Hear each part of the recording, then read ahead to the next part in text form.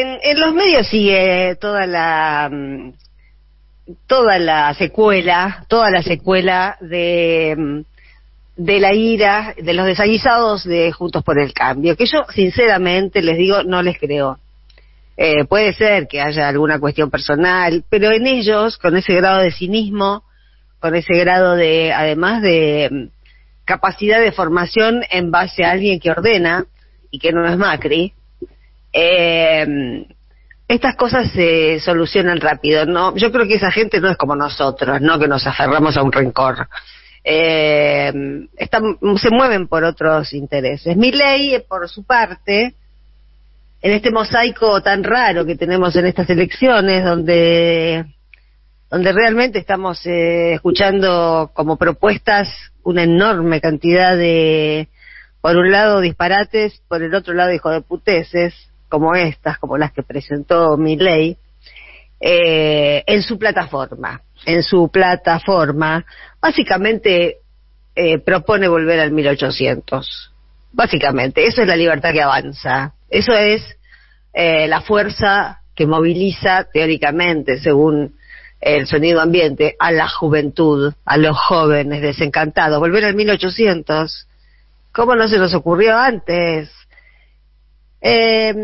A su programa, a su plataforma, Milei le puso también un nombre emparentado con Patricia Bullrich, con quien supo tener un vínculo que no sabemos si está deteriorado o no. Por eso les digo, no les creo. Yo a esa gente no le creo nada. Pero la plataforma de Milei se llama Reordenamiento Nacional. ¿No? Reordenamiento. Ella va por el orden, él va por el reordenamiento. Y seguimos llamando orden a la paz de los cementerios, ¿no? Realmente, decir orden en una primera lectura, para el que pasa apurado, para el que no tiene tiempo de reflexionar, para el que no está acostumbrado a reflexionar, no todo el mundo reflexiona, parece como ponerle fin a un estado de confusión.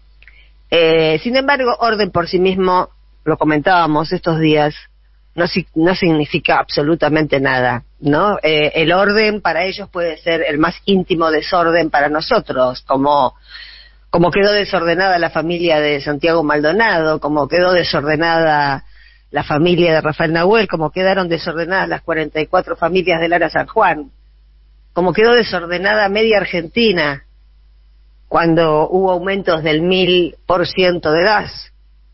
Vaya si produjeron desórdenes, como quedó desordenado este país. Yo no sé cómo tienen el tupé de hablar de orden cuando nos embocaron con 47.000 millones de dólares.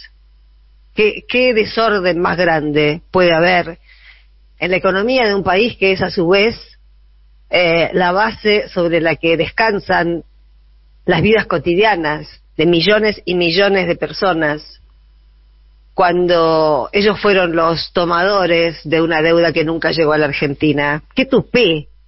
Por eso yo siempre les cargo las tintas a los medios de comunicación, porque esto que estoy diciendo fue comunicado por los medios de comunicación. Parece un perogrullo, pero es así. Y los medios de comunicación, los de ellos, los que hacen viajes en avión privado con ellos, y los otros, los que son sus socios, lo comunican, este tipo de cosas las comunican, no porque no sepan las consecuencias que puede tener, no porque sea el deber de informar. Lo están comunicando sin adjetivos, lo están comunicando sin traducirlo, porque hasta para ellos tiene una traducción que prefieren dejar en reserva, porque están de acuerdo con lo que Milei llama la solución. Falta que le ponga propuestas. Milei, la única solución final, falta que le ponga a su plataforma. Entre esas propuestas de la motosierra de Milei está la liquidación del Estado directamente, ¿no? Bueno, otra vez, todo lo que deba ser estatal no permanecerá en manos del Estado, ¿no? Dromi, Menem. Es increíble tanto pasado por delante, ¿no? Es impresionante cómo se puede engañar a nuevas generaciones desorientadas, desinformadas, analfabetizadas por los medios de comunicación, que también alfabetizan y desalfabetizan, y que se pueda confundir lo nuevo. Yo escucho en muchas encuestas, no, ahí voy a votar a ese porque es lo único nuevo, es lo más viejo que hay. Las propuestas son las más viejas que hay, y aún peores que las más viejas que había, porque el plan de motosierra contra el Estado incluye la eliminación de la obra pública, incluye el arancelamiento de todo el sistema educativo, no más escuela pública, no más educación pública, incluye el arancelamiento de todo el sistema de salud, el que tiene guita que se cure, el que no tiene guita es tu problema, y de asistencia social, naturalmente. Ni una propuesta para generación de empleo, ni una propuesta para los más débiles. Los más débiles, esto es la teoría de las especies, ¿no? El fuerte que sobreviva, y al débil que lo parta un rayo. Como decía Lula, porque yo estaba pensando, a propósito de aquella vieja frase de Lula, los que necesitan el Estado son los pobres porque los ricos se cuidan solos. Y esta noción que hace 10 años o un poco más no sonaba, estaba incorporada al sentido común de la década pasada. Pero además de estar incorporada al sentido común de la década pasada, está incorporada al sentido común humano, al sentido común de la humanidad, porque leyendo un poco de historia, a mano suelta, no a mano alzada, sin ir demasiado al detalle, y los estados modernos lo que hicieron fue terminar con las guerras, básicamente. Por eso nacieron, justamente para cortar el desorden medieval. La humanidad pasó siglos con esto que aparece nuevamente, este ingrediente que aparece ahora nuevamente, que son los ejércitos mercenarios. No solo eran vasallos del señor feudal los que iban a la guerra por el señor feudal, había ejércitos privados que eran contratados para esos siglos en los que la guerra en Europa no cesó nunca.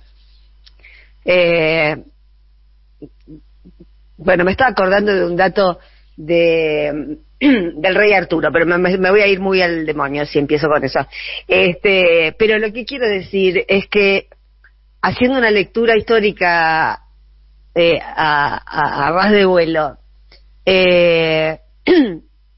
hubo siglos y siglos donde gente muy poderosa, y tan poca gente como la que aspira a reinar ahora. Cuando Macri dice en las provincias todavía hay muchos feudos, no, el que quiere generar nuevos feudos es el macrismo, es la ultraderecha, porque la propuesta es la descomposición de los estados, del Estado argentino.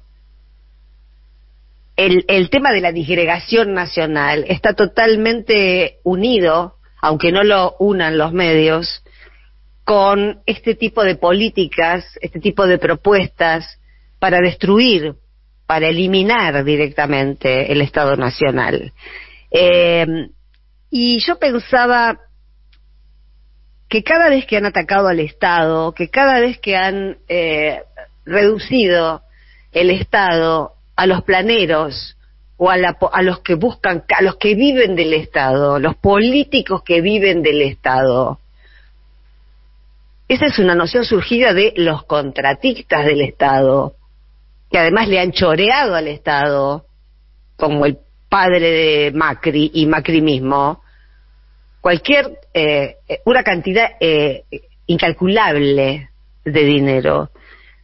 Pero más allá de eso, hay algo.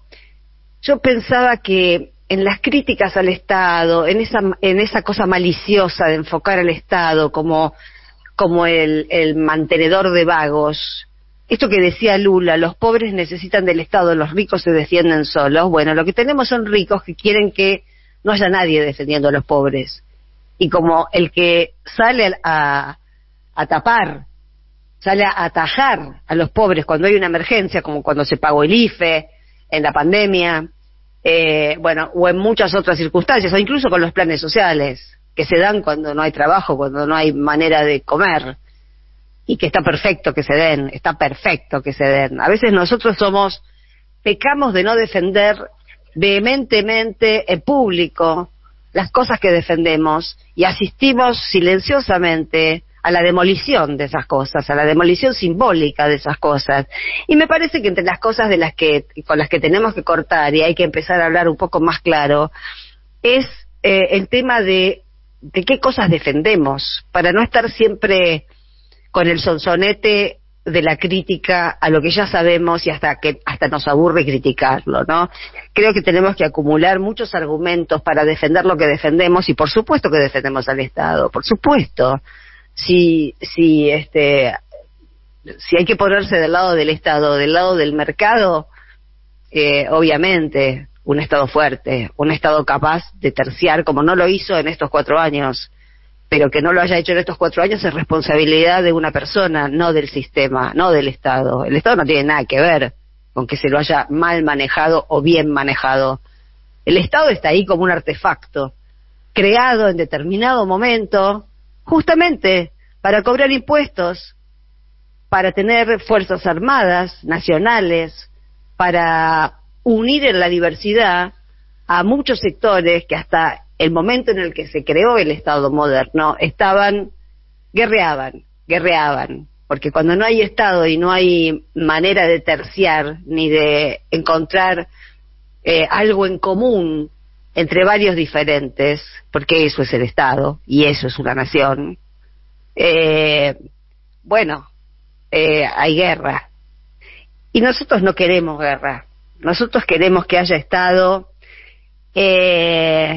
y queremos que haya, además, a esto iba con que a veces nos distraemos o no terminamos de captar lo que nos vienen diciendo en realidad hace muchos años. Son enemigos de lo público. Son enemigos de lo público.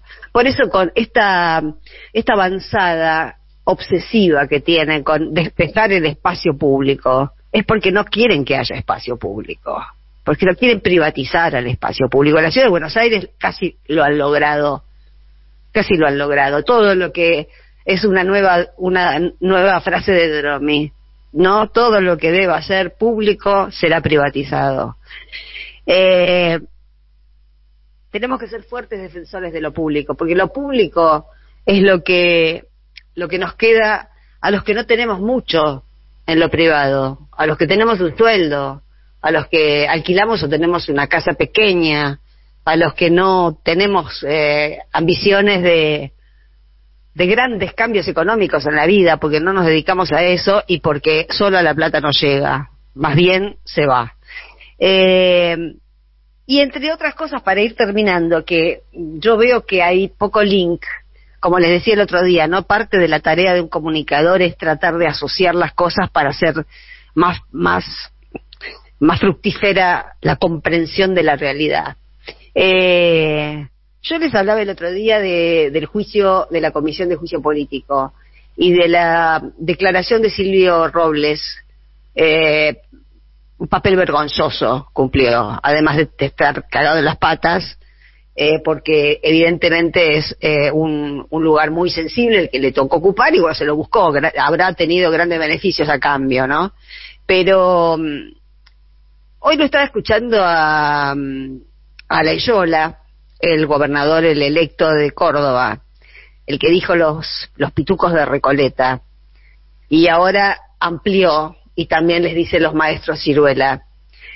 En una segunda declaración, teóricamente para explicar un poco qué quiso decir con los pitucos de Recoleta, bueno, salió el tema, que además de estar cansados de que vayan desde Buenos Aires a decirles lo que tienen que hacer en Córdoba y a decirles lo que no pueden hacer en Córdoba, que lo hacen desde hace años, está el tema de la coparticipación. Los cordobeses se han sentido cagados con la coparticipación, con el fallo que arregló el gobierno de la Ciudad de Buenos Aires con la Corte Suprema. ¿Sobre qué iba a declarar Robles en la Comisión de Juicio Político? Sobre ese mismo tema, sobre cómo fue arreglado entre el gobierno, entre Mauricio de Alessandro, el exministro de Seguridad de Larreta, y la Corte Suprema, especialmente Rosati, cómo manejarse ilegalmente, por supuesto, porque era una de las partes y no podía estar asesorado por la mano derecha de uno de los jueces de la Corte Suprema, en el fallo que finalmente, como no podía ser de otra manera, salió a favor de la ciudad de Buenos Aires. Eso les quita mucho dinero a las provincias. Y eso, que fue una avivada del macrismo, es uno de los motivos de más peso por el que en las provincias se juntó bronca.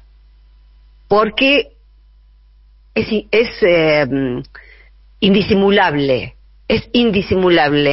que no son amigos, que son capataces, ¿no? Que los tratan como a peones a los gobernadores del interior. Pero bueno, si tuviéramos en cuenta este tema de hasta dónde caló el fallo de la coparticipación en las fibras más sensibles de los pueblos de las provincias del interior, tal vez hubiese sido de más relevancia comentar lo que pasó en esa audiencia de la Comisión de Juicio Político, y sin embargo prácticamente no se pudo leer nada ni escuchar nada en ningún medio de comunicación.